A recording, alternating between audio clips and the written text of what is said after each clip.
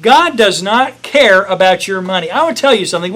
It's amazing to me how hard it is for us to surrender our resources to God, our time, our talents, and our treasures, if you will.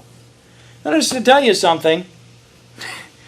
That ought to be the simplest thing in the life of a Christian to give up, because you can't take it with you. Caesar wasn't going to take it with him either. And if Caesar valued coins, give him the stinking coins. By the way, Christian, don't be a tax protester.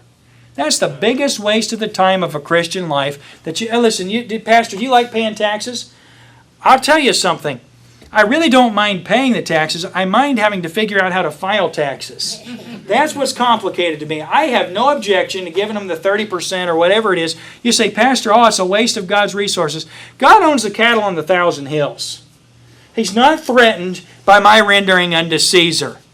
He can supply my need. He always has and He always will. I'll just tell you, my attitude toward taxes is, if you ask me a choice about it, I wish they were reasonable. I wish they didn't do wicked things with taxes and all those things. But I'm not going to pretend piety in the area of rebellion in my life and say, well, I've got a problem with taxes because they fund abortion. Or I've got baloney. You got a problem with taxes because you love money and you don't want the government to get it. You want it. That's your problem with taxes. And that, by the way, was the Pharisees' problem with taxes. They didn't mind giving money to Caesar. They didn't mind promoting Rome. What they really minded was it was their money. And they wanted it for themselves. If they'd given it to God and God said, well, give it to Caesar, then it wouldn't have been really an issue. So just pay your stinking taxes. Can we say that this morning and be all right? I'm not a tax protester. I protest a lot of things, but taxes aren't one of them. I have no issue. I do have an issue with filing taxes. It is so complicated for me to figure out how to do it right, and it seems as though it's just completely arbitrary. You go to one person, I'll do it this way, another person, I'll do it this way. That's confusing. So I think it's wrong for them to waste my time trying to figure out how to file taxes and causing me all kinds of stress and worry just to file them. But I have no problem paying them. And as much as they want, you tell me what you want, and the Lord will enable me to pay them. And I just trust God for that. No problem. And that's the answer. Render to Caesar the things that are Caesar's, and to God the things that are God's. Could I submit to you this morning, have I mentioned that Jesus has an answer? Jesus has an answer. Hey, you know, sometimes you think things are so complicated that God can never figure something out, and you are racking your brain trying to figure out a solution for the problems that God gave you.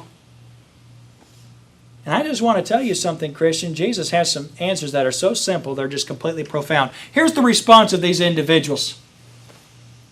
Oh. That's the response. They thought, here, we've got questions. We've got a question that there's no way He can answer right. And Jesus just answered it.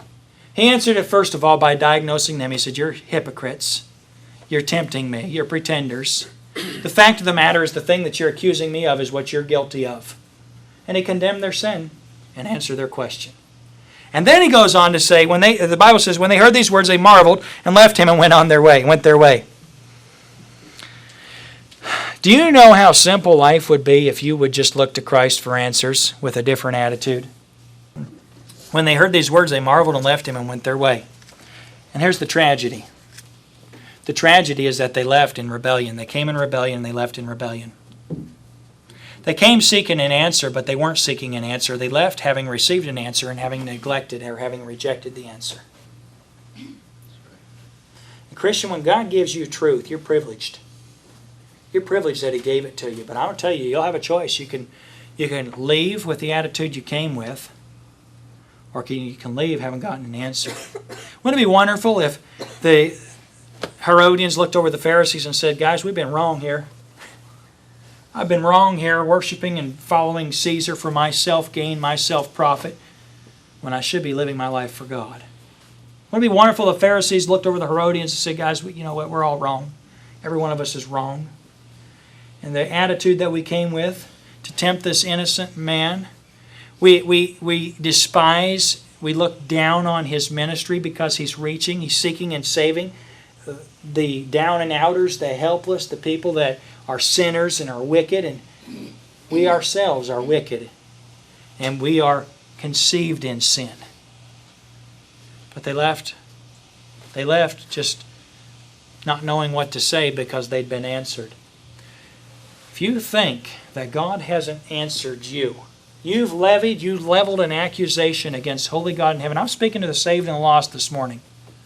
You may say, God, why did you do this in my life? And God has answered you. He's got an answer for it. God, why did you allow? God, why didn't you? God, how dare you? And I want to submit to you that God's got an answer that'll help you if you'll receive it, but it'll condemn you if you'll not. You won't go to the judgment. You won't stand before God and say, God, the answer wasn't good enough if you'd given me a better one. God's got an answer, and you better receive it.